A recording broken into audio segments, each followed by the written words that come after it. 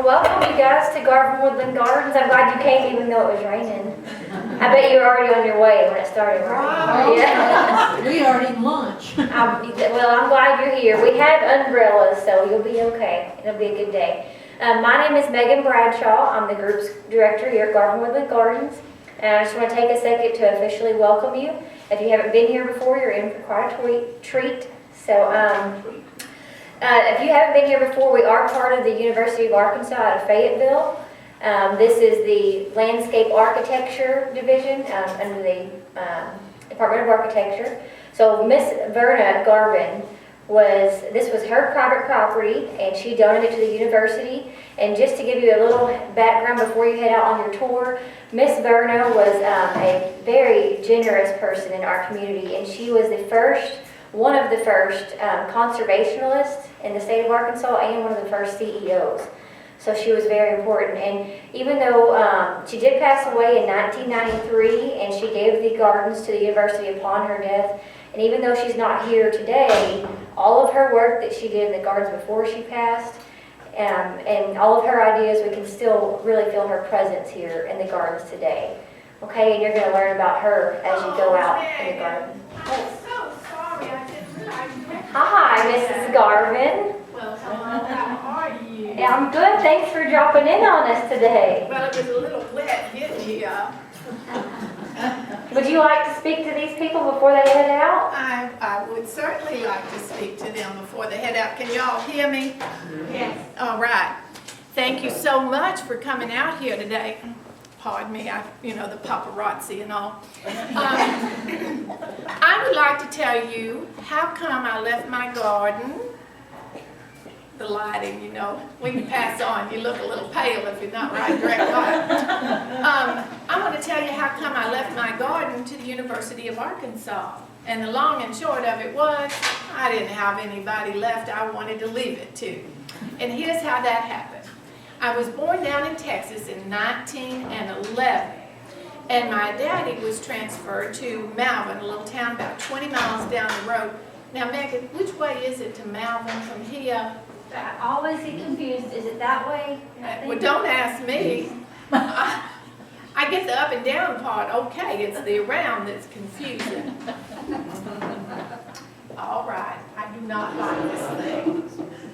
It makes me sound tinny. Oh, and especially when it's not even turned on. Okay, now. Oh, Lord. Well, I'm not going to stand behind it no matter what happens. So, hopefully, can you hear me now? Yes. Okay. Hey, Megan, am I still on the camera? You might need to readjust it, and the light just right. Yes. Thank you for putting up with me today. So, Malvern, down the road about 20 miles, when you pass on, your sense of direction just not any good any longer. But we were transferred up there. Daddy ran the Wisconsin-Arkansas Lumber Company, and when he got to Malvern, he saw the need for brick. So he went down to South Arkansas, tied up all the leases for white clay. So when you start with white clay to make bricks with, he started the brick company, you can add color to that and make any color brick somebody wants. Yellow, pink, green, purple, and you call it custom. And that way you can charge quite a bit more for it. So Daddy had two very successful businesses. Things went along fine for a while until, unfortunately, Daddy got killed in a car accident in 1934, returning home from a business trip in Little Rock. I was 24 years old at the time. Now, my mother was a very prim and proper doctor's daughter, and I had been sent to Washington, D.C. to finish in school out there. When word came that Daddy was gone, of course, I returned home immediately to Malvern. Well, my mother and my sister and I, being Daddy's heirs and all, we went down to the lawyer's office for the reading of the will, and we got in there, and those men said to us, "Now, girls, you don't have to worry about one thing. We're going to take over. We're going to run those businesses, and when y'all need some money, you just come and ask us for it." Oh. I said, "Not so fast, Buster. We are not doing that." I'm going to buy out my mother's and my sister's shares of the businesses, and I'm going to run them myself. Well, they had to get the smelling salts. Poor mother just went right out in the floor with the very idea that her properly brought up young daughter, as I certainly had been, would even consider participating in those rough and tumble men-type businesses. But I was determined to do it. It took me 3 years to convince them to let me do it, and I took over the day-to-day operation of the 2 businesses.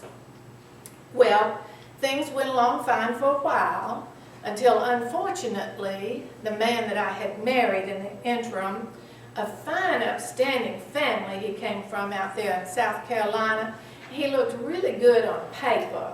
You know, a hero from World War I, a musician, successful family business, tall, dark, and handsome. You'd think that was a good match, right? Well, it turned out he was a scoundrel of the worst order. Here's what he did to rookadoo me out of my businesses. One time I was down in Florida. Have any of you been to Florida? I absolutely loved it down there. In fact, I loved it so much to go on vacation, I bought a home down there. Now, I know how to get to Florida. You go to Malvern and you turn left. I had my own home, and it came to me one night, you know what? If I would ship a load of brick from Malvern down there and put that on the outside of my house, I could invite clients over, call it a demonstration home, write the whole thing off on my income tax. Worked like a charm. So, I was down there just enjoying myself when there came a knock on the door. And I opened the door, and there stood a Florida State Trooper. He says to me, Miss Alexander, that was my name then, you know, the colonel and all, Miss Alexander, I have here commitment papers. I'm to take you to the insane asylum. I said, pardon me? He says, yes, ma'am. It says right here, you have been committed. Now, gentlemen, I think there are a couple out there in the audience, do not get excited by what I'm fixing to tell you, because they have done away with this practice. But back in those days, a man could just go in and say, my wife is crazy. And on his signature alone, the little dearie got shipped off to the asylum. Nowadays, sir, you got to at least have a judge or a doctor or somebody else to confirm your opinion. But back then, just the signature and off you went to the asylum. Well, that's what he had done to me. And it took me 6 weeks before I could get out of there. I called up there in Malvern. I said, you know, something's happened up there, hasn't it? I've had a lot of time to think, you know, sitting there in the asylum. And they said, why, yes, Verna, where are you? They didn't even know. So they came down, they got me out. I came back home to Malvern to find out I no longer was president of my 2 companies. My husband was. Now, it was a little bit my fault. He was able to take the companies away from me, because when I set up the new company, I did it like the original, where mother had a share, my sister had a share, and I had a share, 3 equal shares. So the new company, I thought, that worked pretty good. I gave my husband a share, our child a share, and I kept one, 3 equal shares. I ignored that rule of thumb for business, keep 51% in your own name. Had I done that, he could not have taken the companies. What he did was call together the board of directors and voted his share and our child's share, 2 against 1. He was in and I was out. Plus he took control of all my money, all my bank accounts, all the assets, everything. So I knew what he had done. I knew how he'd gone about it. I didn't know why. So I hired a detective. And the detective discovered another really good rule of thumb for business.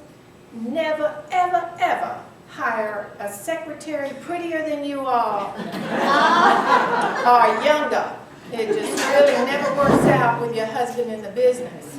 And come to find out, gosh, I don't quite know how to say this in a nice way. He was diddling that woman. And she Everything was in a family way, if you know what I mean. Hence the need for money and plenty of it. So, I marched right down to the courthouse and filed for divorce. This just was not done in that day either. But I really could not abide by the lying, the cheating, and the stealing. So, I understand nowadays getting a divorce is fairly easy. The two lawyers argued out, the judge says, you're done, you're done. My divorce, however, settled by the Arkansas State Supreme Court. Can you imagine how many times we went to trial? Well, of course, the sticky wicket in the whole deal was the entanglement of the business. And the Supreme Court ruled, and may I just say rightfully so, that a parent can't vote that minor child shall without the other parent's permission. That makes sense, doesn't it? Both parents have to agree how the minor would vote. Well, of course, I never ever would have agreed to give him my businesses. So the Supreme Court said that didn't count, gave me back my money, gave me back my business. They made me settle quite a bit on that scoundrel. But I'll tell you what, that was the best investment I ever made. Now, that wasn't all he did. I could have forgotten all of that. But our little boy, Audie, had been born with that cystic fibrosis, you know, that lung disease, never drew an easy breath of air his entire life. And you can imagine a severely disabled child would have a lot of medical bills, doctors and hospital, and he liked to go to Tucson where the air was dry, not like our heavy water-laden air here. It was easier to breathe out there. So there were lots of expenses. This hero husband of mine cut off the money for his own son's medical treatment. I had to sell antiques out of my home in South Carolina. I had to sell jewelry in order for Audie to get the treatment that he needed. Now, my daddy used to have a saying, and it applies here. That man was lower than a snake's belly in a wagon rut. That's pretty low, and he was even lower than that. Well, you would think that terrible betrayal by my husband was the worst thing that ever happened to me, but truly did not hold a candle to when my little boy died at only age 16. I lost him. But I'll tell you what, while he was with me, I spoiled him rotten, and I make no apology for that because I knew he wasn't going to be with me for a long life. One time he came to me and said, "Mama, I want to learn to drive your Cadillac." Well, of course, Audie. So I went over and opened the door and I said to the chauffeur, "Get out," and let Audie in there. And Audie got in, I got in with him. I said, "Honey, just grab that wheel and mash on those pedals down there." And off we went. Now, it was a little jerky because, you know, the clutch was a little hard in the beginning, but he got it and he loved to drive the automobile. Did I care if he had a driver's license? Not one iota. Then he says to me, "Mama, I want to learn to fly your aeroplane." "Okay, son, I think I'm going to let the pilot teach you how to do that, however." And he did, and he absolutely loved that. Well, after Audie passed away, the light was gone from my life. It was all I could do to get out of bed in the morning. The only thing that kept me going was my businesses. I threw myself into my work. I started traveling with the lumber crew around to the holdings while Daddy was getting all that white clay. He was also tying up timber leases and buying timberland. They said when I died in 1993, I had more mineral and timber rights than anybody else in the state of Arkansas. So I wanted to see what I had. So I started going with the lumber crew, and we came to this 210-acre peninsula on Lake Hamilton. And I took one look at it, I fell in love, and I told that crew, "Get yourselves back to Malvern. You're not getting one tree out here. I'm going to build a big home someplace out here on the property, and this is going to be the estate gardens." Well, they looked at me like I had two heads to take this much timber out of production for a garden, but that's what I wanted, and I owned the property. I could do what I wanted with it. So that was about 1955. I started working out here. I worked for about 40 years. I'd lay out the trails. I had a shop built, just, you know, various things, and planted beautiful plants that I'd gathered from travels all over the world. And I don't want you to think I was unhappy that whole 40 years out here digging in the dirt. because I did manage to get remarried happily to a man I met downtown at my next door office in Hot Springs. The fella next door invited his Navy buddy down. They had been heroes in World War II, a much better war. And I met Patrick Garvan, and I fell in love with him despite the fact he was a lawyer from New York City. But he was a real tall Irishman kind of a guy, like a giant teddy bear. And I don't know if you know this, but once you pass on, you continue to grow, because I was only about this big back then, so we really looked like Mutt and Jeff. But we were very happily married until, unfortunately, here's what happened to poor Patrick. One night I had prepared supper, and like my mother taught me, we were sitting at the dining room table with the fine china and silver, crystal. We dressed for dinner, and we had a conversation. Y'all remember that, where two people actually talked to each other without the television set blaring in the background? So we were there just enjoying the meal I had prepared that evening, lobster. We were having a really nice dinner when poor Patrick choked to death on a piece of that lobster meat. It was deader than a flitter right there on the dining room table. I really could not believe I'd lost my beloved husband in such a way. So about that time, about 1983, we'd been married about 15 years. Somebody came up to me and offered me $21.5 million for this property. Now you'll remember back in the early 80s, that was quite a bit of money. And I said to those developers, well, no, I'm not selling you my beautiful garden for y'all to plow it and put condominiums all over it like all over Lake Hamilton. I'm just not going to do that. But it did get me to thinking, you know, Verna, you're not going to live forever, even though I have managed to come back. I wanted my garden to live on, and what in the world could I do to preserve it? Well, finally it came to me, I should leave it to that big university up there at Fayetteville. Well, I called up there, it took me about 3 times till I got anybody that'd say, oh yes, we're really interested in having your property down there. Now, I had gotten a lot smarter in business by then, and I think they thought they'd get their hands on this valuable property, I'd be dead and gone and wouldn't know any better. They'd sell that off and put it in that big endowment of theirs up there. So I had my lawyer go over that trust agreement with a fine-tooth comb, and they had said to me, no, we would never ever consider selling that property. I said, yes, I know, look on page 6. It says you cannot sell this land. You must operate it as a woodland garden. I wanted a woodland garden. And another thing you can't do is put a commercial enterprise out here, make a lovely golf course and a marina and a hotel and, you know, lots of land to do that.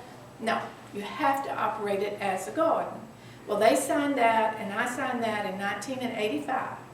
And when I passed on in 1993, that trust agreement took over the operation of the garden. So, y'all are going out on a docent tour, I understand, and they're going to tell you what happened. It took the university 7 years to develop a master plan and liquidate all the assets I gave them and begin construction out here in the year 2000. We opened to the public in 2002. So when you're going through, they're going to tell you some of that history of the garden after the university took it over. So that's how come they got it. The house. I was going to build a house over here, and I never got around to it. So I had to buy one in town. And the realtor took me to a really beautifully laid out home, and I just fell in love with it. But knowing I was in the brick business, she just kept going on and on about how beautiful the brick was on this house. Well, let me tell you, it was fair, ugly brick manufactured by my competitor down the road. So as soon as I closed the deal, I brought my crew in from Malvern, and I had them strip every single brick off of that house, and I sent it to the dump. And I replaced it with Malvern Brick and Tile Company's premium ivory color brick. To this day, it's the only home on Bel Air Drive, 308 Bel Air Drive, with a brick driveway, also my brick. But y'all in a bus, you probably can't drive by and look how pretty it is. So next time you're in Washington, D.C., visiting the President of the United States of America, ask him Do you mind if I stick my head in your fireplace? Because when they remodeled the White House, they used my fire brick. So I want to say to you all, thank you so much for coming out here. I know I tried to turn off the faucet up there so the rain would stop. I think it has. Y'all are going to have a beautiful, lovely trip through the garden, and I want you to go forth and tell others to come back and visit us. So I'm on my way back home now. Thank Which you. room is the fireplace in? The fireplace in the White House, all the fireplaces, they use my You did all of fireplace them, okay. to replace. You